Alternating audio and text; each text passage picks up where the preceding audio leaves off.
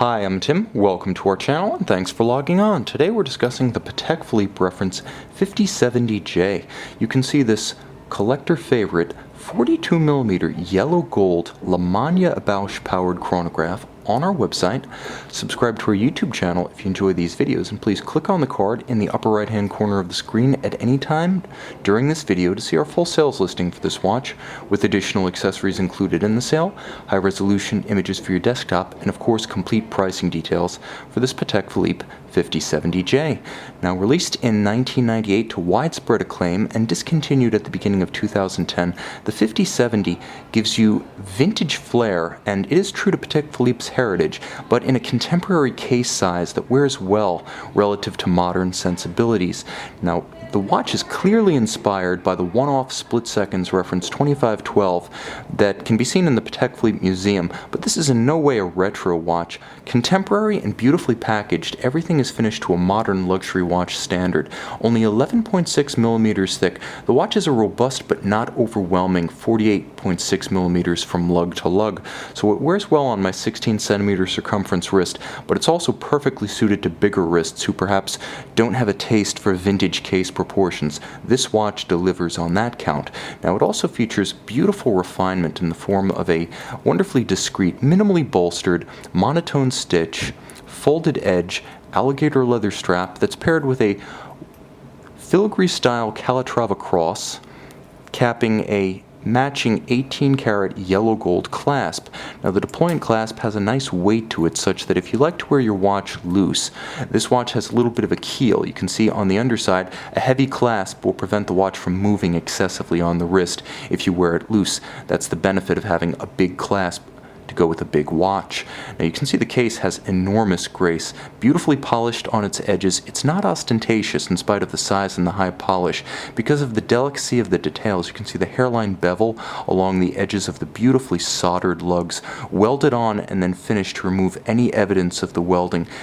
The case is as beautifully wrought as any other part of the watch, including the movement.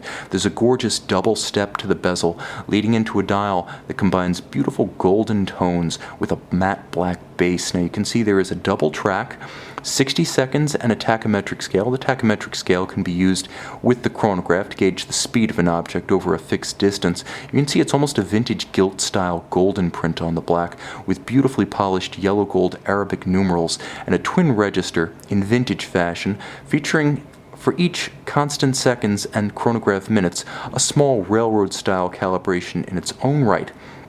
Now, you can see a beautifully rounded off minute and hour foy or leaf style hand matched with a lancet style chronograph seconds. Turn the watch over, and this is the business end of the watch, arguably the most compelling to a true Patek Philippe aficionado, and you will recognize this as a beautifully finished derivative of the legendary La Manna 2310 movement.